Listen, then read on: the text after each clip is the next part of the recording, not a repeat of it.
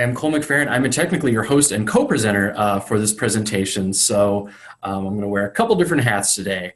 But I'm very, very happy to introduce this presentation, Increase Your Productivity through Canvas Hacks, featuring the main presenter being Debby Hailwood. So Debby, please take it away. Sure, no problem. So thank you for everyone that's in attendance. My name is Debby Hailwood. I am a full-time faculty in the Division of General Education. These Canvas hacks are something that we've been doing in our entry point course faculty forums. Every couple of months or so we do some Canvas hacks. And we've been getting a lot of really great feedback from people, and I personally really enjoy them because it helps me kind of just be more efficient in my classroom. And so Cole and I decided to share some of these with you today. Cole, did you want to kind of introduce yourself as to what your role is here at Ashford? Yeah, I should probably do that, I suppose.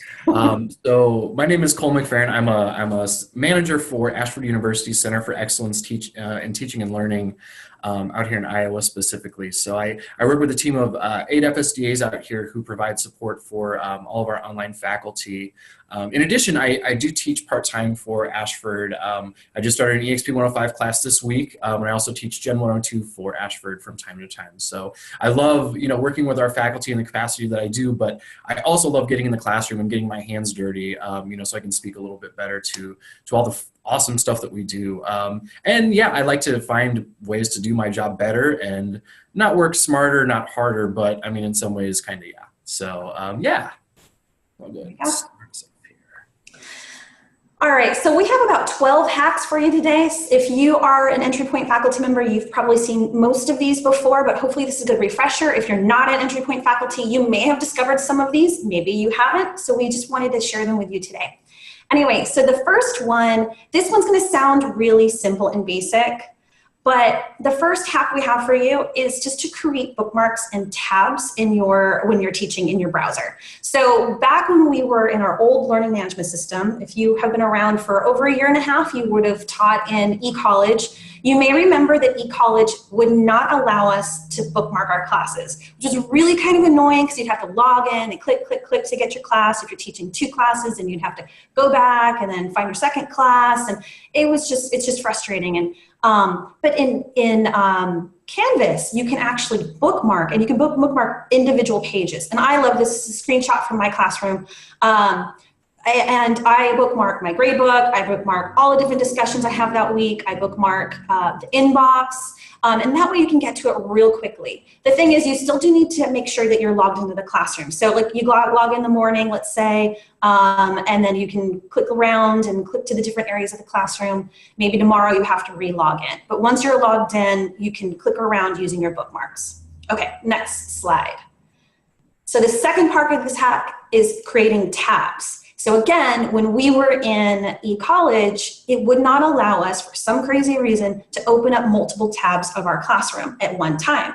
Whereas Canvas now does allow for multiple tabs. And I gotta tell you guys, sometimes I have like 10 tabs open at once, because I also have 2 screens in my little desk area here.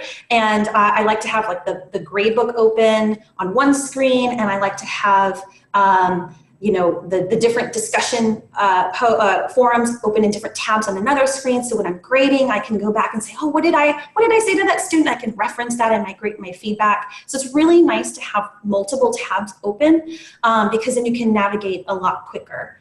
And you can go back to where you're going without having to press that back arrow. So these are just, again, they seem super simplistic and like kind of no duh, but if you taught in eCollege, you may have just kind of fallen out of a habit of using these resources because you might not realize that you can actually do this in Canvas as well. Okay, go for it.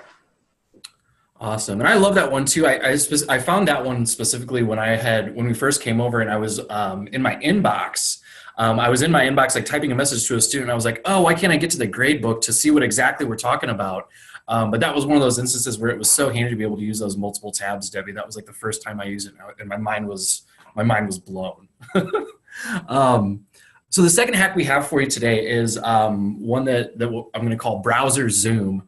And this is a functionality that all browsers have, and you may or may not use it, for different things that you use when you're on the internet and things like that. But I personally find, and a lot of us, it kind of depends too on, number one, how good your eyesight is, how big your monitor is. There's a lot of different variables that can go into this browser zoom. But when I'm working in a browser, I typically use Mozilla Firefox. I like to zoom out, especially when I'm in discussions, just because it lets me see a little bit more of what's going on. One of the struggles I think we have in our discussions is it's hard to see who replied to who, that structure, of a discussion. So zooming out gives us just a little bit better look at that. On the left side, you can see a screenshot from my classroom. That is what a discussion looks like at 100% just standard.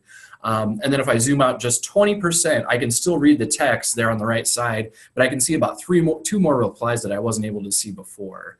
And then the shortcut for that, which I really like to use too, is to use, you hold down the control button and then you zoom your mouse wheel in and out, which helps zoom that. Or if you're using just the keyboard, you can use control and plus or minus. And it also comes in handy. Oh, go ahead, Debbie, with this next one, sorry. Oh, no problem. So hack number 3 is using the control plus F, so control find. Again, this can be used in any browser. It doesn't have to be a specific one. I personally like to use Chrome. It sounds like Cole likes to use Firefox. So you can see we use 2 different browsers, but these hacks work in both of the browsers. And you'll notice that when you're in your discussions, there's actually like a search bar in Canvas. And if you enter your name in that, what it does is it ends up like collecting all of the posts, which is great if you're just looking to see if like whatever all that one person said, or maybe you're looking at yourself and you're saying, what have I said so far? How many posts do I have? But the problem with that is if you want to see maybe what the person above, like say you're collecting, you're looking for your own posts, and you want to see what the student had actually said to you. If you only use this search bar, then you can't actually see everyone else's posts. It only collects your posts. So if you use the control plus F, what it does is it highlights every time that word pops up on that page in the browser. So here is a screenshot of me. I put in my last name just because my last name is more unique than Deborah. If I had a student named Deborah, I would find every Deborah. But it highlights every time the word Hailwood shows up, and then it's much easier to find it because it's highlighted. Also, a little mini tip is if you, at least in Chrome, if you look on the right-hand side, the little scroll browser, and I've got it circled for you on the right-hand side, it actually shows little yellow dashes, and that's every time that word pops up. So I know, oh gosh, the next one's going to be a little bit lower, so I can scroll down to find it, and I'm not looking for the highlighted yellow. So that's another little hack I've got for you there. All right, and kind of going hand in hand with the Zoom that I was talking about. One of the things that we kind of figured out we can do in the Canvas learning management system is resizing a lot of the things that we look at. For example, one of the main areas that I use resizing in is in Speedgrader. So when we open Speedgrader, it looks a lot like on the left. The student's post takes up a predominant amount of the screen, and that rubric is squished in that right section, and you have to scroll all the way over to the right to make the right selection, and it's really kind of a pain. But if you look where that highlighted arrow is on that left side screenshot, there's 3 little dots that you can grab and drag that over to where you can make it a little bit closer to half and half. Now, if you want to use that plus the browser zoom that I was talking about earlier, if you take a look on the right, that looks so much, that's way more functional, to be able to see almost all of the rubric plus the student's post. And once you do that, for one student in Speedgrader, once you go to the next student, it stays there. So you really only have to do it once per session of grading. You don't have to do it for every single student while you're grading. So just right sizing that and even zooming out a little bit really gives me my ideal, Speedgrader setup. And then the second part about, resizing some of these things in Canvas, you can see here on the left, it's just a regular old reply, to a discussion board and what that looks like. I don't know if you're like me, but sometimes I get a little bit long-winded and I fill that box up, and then I want to look at something I wrote and I got to scroll up and down, and it's a big pain in my butt. So what I do is there's this little triangle down in the corner that we've highlighted there, and you can actually expand and make those boxes a lot bigger. You can actually see on the right side as an example of one of those expanded boxes, and I actually use that sometimes, especially when I'm recording video in the classroom and I want to follow kind of an outline that I have you know, in a content box like that. It lets me see everything without kind of getting out and back in, or if I'm looking at a student's post even, you know, it allows me to see more of what I've typed, which is really kind of cool. So a lot of the things, you know, when we're in Canvas, you know, looking at discussions, Speedgrader, things like that, there's little things that, you know, seem like a nuisance at first, but we really have a lot of adaptability and customization as a user with this LMS, which is really, really cool. I find that I use that resizing a lot when I'm creating announcements, because it makes, you only get this tiny little box, and if you resize it, and then you can kind of see the entire announcement, and it's really helpful. All right, hack number 5 is linking to other areas of the classroom. So I use this a lot. I teach entry point, so I'm really helping to introduce students to, you know, the navigation in a classroom. But maybe let's say you're posting an announcement or you're posting a discussion and you want to link back to your guidance or to a specific announcement or whatever it may be. You can actually link to it. So the way you would do that is wherever you are, you would highlight the word or the phrase, and on the right-hand side, you see here on the screen, on the right-hand side, there's this kind of a table of contents of links. You would actually find what it is that you're trying to link to, and you would just click on it, and it would automatically link your phrase as a hyperlink. So you can do this, and this is great because I like to link to other announcements within an announcement. So I might say something like, hey, check out the faculty expectations or the course policies. I might say, check out this announcement that I posted on, you know, helping you prepare for your first essay or whatever it might be. So those are all in there, and that's a really helpful thing. You can also do this in the discussion boards, which is really nice. So anytime you see that, that navigation pane you see right here on this, I guess I'm pointing to my right, but you're seeing me as a left. But this, on this side of the page, you'll see it where it says links. Anytime you see that, you know that you can link to another area of the classroom. Okay, next hack. Hack number 6, Speedgrader keyboard shortcuts. When I first found this one, I thought this isn't really that useful. I don't think I'll ever use it. And then I gave it a shot, and I really, really like it. It's part of my workflow now when I'm using Speedgrader. If you look at the screenshot there, you'll see there's a little circle around the keyboard icon when you're in Speedgrader. If you click on that, it shows you the key, you know, for some of the various, you know, shortcuts that exist within Speedgrader. And you know, for a lot of shortcuts that we use outside of, you know, Canvas, you have to control, shift, you know, whatever. These are just one button shortcuts that as long as you're clicked, you know, say you're not typing, you know, a comment, but you've clicked outside of that, you'll be able to use any of these buttons to go to the next student, the previous student. If you hit C, it'll actually take you down to the comment area. If you hit G, it'll take you up to the where you have to input the grade at the top. So I would just kind of challenge you to just mess around with it a little bit, because it really is a lot handier than you might think. One of the things that I use probably the most is the J and K to go previous and back. That's just such a nice, quick way. You know, once you're all done, you work it into your workflow, you enter that grade at the top, you click outside of it so it saves, and then you hit J and it goes right to the next one. It's also nice too because every once in a while I'll miss submitting a comment down at the bottom. Like I'll type it out, but it won't go all the way through because I forget to hit that last button. So when I get done grading, what I do is I just sit there and I go K, K, K, K, K, and I scroll through all the previous students so I can double check and make sure that I've left that comment and that it's saved correctly, that I filled out the rubric, I have scores in, everything like that. So if you're a keyboard shortcut whiz, and even if you're not, give this one a shot next time you're grading in Speedgrader.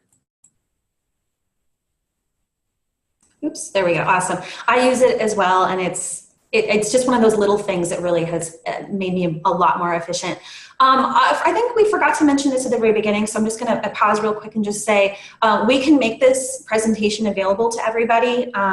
If you're interested, you can, I feel like, Cole, there's going to be an area, I believe, where we can post this somewhere on the TLC website, I think, where there's going to be resources. If not, feel free to reach out to myself or Cole, and we can email it directly to you, so that way you can have it.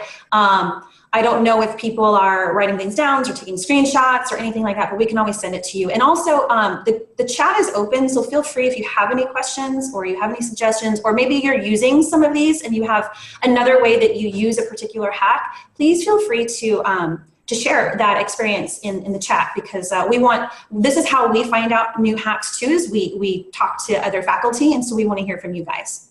All right, so hack number 7. This is using announcements to promote additional engagement. So there's a lot going on the screen right here. I don't expect you to be able to read it. This is really more to show you what something looked like. So you'll see in the far right-hand corner, this is just an example of an announcement that I posted. I had found this really great little image. We were talking about success factors in my class and growth mindset. And I thought, oh, this is going to be a really great image analysis. So I posted an announcement with some guiding questions. And I told the students, go ahead and just leave your answers below. I got to tell you guys, I had like 16 students respond to this announcement. And here's some screenshots of what some of the responses looked like. So really meaty responses. I think they were more engaged with this, to be honest, than the discussion that week. And I responded to every one of the students too. So you can actually have a really great dialogue with students using the announcements area of the classroom. It's another really, really great way to promote engagement, to really try and get students to think critically, to demonstrate your instructor expertise. I mean, go down the IQR list. This is a really great way of interacting with the students. And so what you could do is when you're setting up an announcement, as you can see in the screenshot here, all you got to do is click on the allow users to comment, and then of course let your students know in the announcements that they can reply to your announcement. I also use this at the very beginning of class when I post my course policies and the late policies and all of that. I ask the students to reply to my announcement, my course policy announcement, just to say that they understand what the course policies are, or to ask any questions if they have any. And then I can keep track of that and see, okay, who has replied. It's kind of a nice way for me to also see if the students are reading their announcements. And then I can reach out to them individually using Civitas to say, hey, I noticed you haven't replied. You haven't verified that you've read the course policies. Do you have any questions? If you don't, please go in and verify. And I can get the students to follow up that way. So this is a really great way to promote additional content-oriented engagement, as well as kind of checking in with the students too. Okay, next hack. Okay, hack number 8, Grammarly and the other multitude of browser extensions that exist. So I'm going to be super honest here. The other day when Debbie and I met, she mentioned Grammarly as being one of these awesome tools that she uses, and I was kind of like, yeah, I've heard of it. I know. I heard it's cool, but I don't know. I'm a pretty good writer. I don't think I need it. So I went and downloaded it for my browser just to kind of see what that experience was like. And how easy it was. I mean, it was super, super easy. I was able to go to that website, enter my name and my faculty email, and it signed me up right away. It was super quick. But now I will admit that I am addicted to it. I think I've only had it on my browser for maybe like 3 days. And I was a little skeptical, but it gives little suggestions. Anytime you're typing in a discussion or within Waypoint even, there's this little number that pops up in the bottom right corner. And I watch it like a hawk now while I'm typing to see when it comes up. And some of them are, style suggestions, but a lot of them I've looked at and I was like, oh, that is better, actually, Grammarly. Thank you. So I've succumbed to, Grammarly and think it's a great tool. It's a lot of browsers actually, do a pretty simplistic, it'll do a red underline if you, have a typo or something like that. But this really takes it to the next level and can offer alternatives, for a lot of different stuff. So it's really cool. And depending on how you use your browser, there's just so many other tools that, are applicable to the classroom. There are, word count add-ons, to where when you're grading in Speedgrader, you can highlight a student's post to see how many words there are. Ryan Bate, a faculty member, was telling us in the video workshop about Loom that works with Chrome, and it's like a screencast, sharing tool. So there's really, really some cool stuff, that we can do with some of those browser add-ons, and there's a lot of possibilities there. But Grammarly being one of the main ones, for us. And then I'm actually going to post an announcement in my class here probably within this next week to encourage students to do it, because it's such a cool tool for them as well. And then for our 9th hack, we have submission comments. So one of the things, that we've kind of talked about since moving over to Canvas, the great thing about it is there are a multitude of ways for students to contact us, which is amazing. The double-edged sword of that is faculty members now have a lot of different places that we can miss a piece of communication if a student reaches out. And one of those that we noticed right away was the submission comments. So, when you grade a discussion board or anything in the gradebook, a student can actually reply to that directly within the gradebook, and it's not always super easy to see. But what you can do is when you're in your inbox, you can see on that left-hand screenshot there, you can actually scroll down to see submission comments instead of just regular inbox messages, which is a really nice way to be able to narrow down those pieces of communication and check that every once in a while. The other way to keep a good gauge on those is specifically the notifications. Now, the notifications are a little bit, within Canvas, they're a great tool, but you really, really have to be able to know how you're using them in order to get the best out of it. Because if you sign up for, subscriptions to discussions, you're going to get a notification every time a student posts there. And that's a lot. You're just going to get overwhelmed. So what I actually do is I turn on the submission comment notification, and I actually have the inbox notification turned on. So those both go directly to my email anytime I get something in the inbox or a submission comment. Which is a nice way to be able to catch those using some of the tools that Canvas provides for us. Awesome, yeah. And you know what? It's so easy to miss those submission comments. Those are basically the comments, right, that students reply in the gradebook to you. It's really easy. And I remember when we first moved to Canvas, I remember thinking, my goodness, do they expect us to go in every now and then to every gradebook and figure out who replied to us? But it's really helpful to just check it that way in the submission comments. I also like to sometimes ask questions in my feedback. So I'll ask a student, did you find this valuable? What did you get from this? And sometimes students actually reply back to my feedback question. And so it's nice to see that in the submission comments, and it's another area to get a dialogue going. So hack number 10 is to create a notes column in the gradebook. So I'm not sure if you're aware, but you're able to actually create a little notes column. And I try to get some good screenshots here. I apologize if it seems a little disjointed. There's not a lot of room on this PowerPoint slide. But if you log into your gradebook, and on the right-hand side, there's a little gear icon right next to that import export of the roster. You click on the gear icon and you scroll all the way down. There's a little area that says show notes column. If you click on that, automatically a notes column will pop up in the gradebook as the third column next to their name. So they'll have a column of their name, a column of it says secondary ID, that's their school ID, and then the notes column. And if you click into the individual notes column, as you see on the screenshot towards the top here, it actually pops open almost kind of like a little comment box. And then you can type in little notes to yourself. And this is really helpful if you want to keep track of information about the students. Personally, I use a Google Doc to do this, or Google Sheets to do this, because I like to be able to log in from different computers and have it in a different tab and see it in different ways. But if you're somebody who wants to collect it all in your own classroom, this is a really great way to do that. And you can keep track of, let's say you have a student who has an accommodation, or you want to remember the students deployed, or what their program of study is, or whatever it may be. There's some significant piece of information you want to maybe give them an extension on an assignment. You want to keep track of that here. So you just click save, and then this last screenshot kind of gives you an example of what it looks like. You won't see the entire note at once. It'll give you like a little preview or just the first couple of words. You click on it again, and then the little comment box opens up again. So that can be really helpful for keeping track of little tidbits about your students. And next hack. All right, and the next one seems really, really straightforward and simple, but it is a really, really cool tool if you use it correctly. So one of the biggest reasons, not necessarily reasons, but one of the biggest perks that we got when we came over to Canvas was the app that they have for us to use for their learning management system. So, if you don't already have the app, for either, whatever your mobile device is, I would definitely encourage you to get it. They actually, within the last, I think 6 months, maybe even more recent, differentiated the two apps. So there's one specifically for teachers, and then there's one specifically for students. So you want to make sure you get the teacher one, at least for the Apple Store. You can see on the right-hand side, a little bit what that looks like. It really you can basically access anything in the classroom on the app. You really can. Now, the caveat to that would be, written assignments within Waypoint, we really can't access that piece. However, you can really access just about anything else.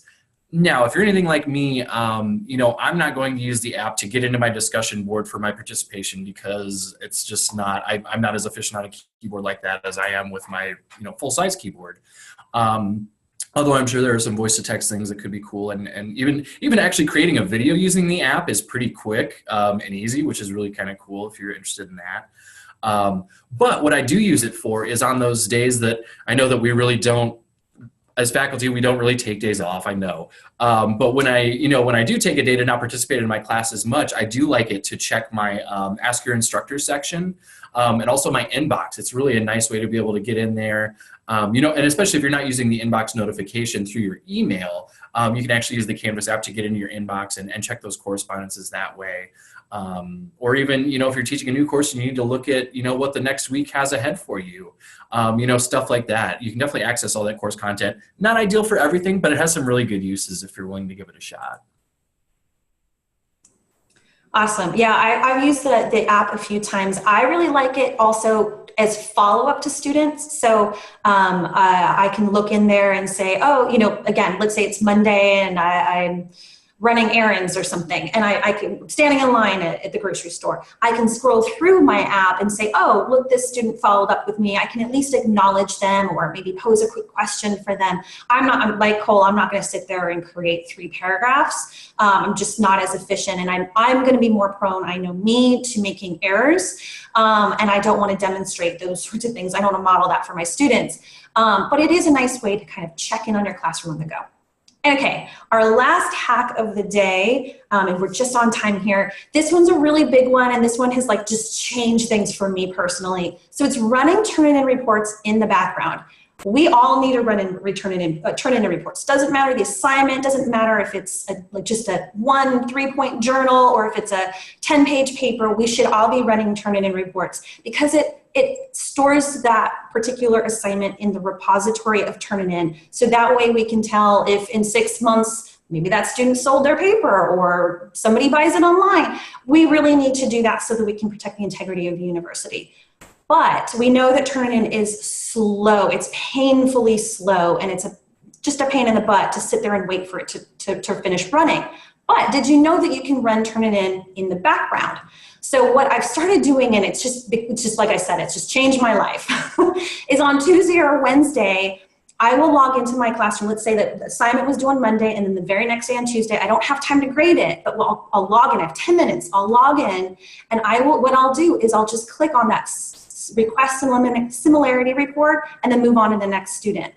And what it does is it will continue to run that in the background. By the time we're done with the 30 or so students, you come back to the first one, and that Turnitin report has actually been finished running. And it's really, really helpful if you only have 10 minutes. You can actually do this in your classroom on that Tuesday or that Wednesday. My class also uses templated assignments. So what I'll do is I'll scroll down and just make sure that the students properly save their templates. So I can do that all at once on Tuesday or Wednesday. That way I'm not waiting till Saturday or Sunday, because we've all been in that situation where we find a 100% match, or a student uploaded their tax returns instead of their paper. And then we say, oh shoot, if I had known this earlier in the week, I could have contacted them and have them update it. And now it's kind of getting to be too late. But anyway, so that's the last one. And I really, really, really encourage you to try this, because I've been doing this in my last 6 or so classes, and it's really, really made a difference. And then I can contact the students earlier in the week versus waiting an entire week to contact them. Any questions? I know we're on right around time right here. Any questions while we're going? Oh, good. It looks like there's some people who are learning some new hacks here. If you have a hack and you want to share it with us, you can feel free to pop it in the chat or email it to us. We would really love to hear more, because we're still sharing, we're still exploring. And if you're interested in this, I saw there's a couple people who want the presentation. Again, please feel free to just reach out to me and Cole. But this recording should be posted on the TLC website soon. I don't know when, but soon you'll get an email. I know you will, as well as these resources. Awesome. I don't think we could have timed that any better, Debbie. I know. It's like we practice, but I don't know. Great. And again, I'm seeing people saying, please, presentation, please just email us and we'll send it out. I'm trying to write everybody's names down, but I might miss some people. So it'd probably be better if you email us and just say, please send me the presentation. Our email addresses are right there on the screen. Yeah. Cool. Thanks, Awesome. guys. Well, thanks so much for letting me, tag along for this presentation, Debbie, and thanks to everyone for joining us today. And we look forward to continuing hacking the more and more we learn and share our information. So thanks, everybody. We have one more TLC session after this, so check out Andrew McCann here in a little bit if you have some time still. So thanks everybody. Bye.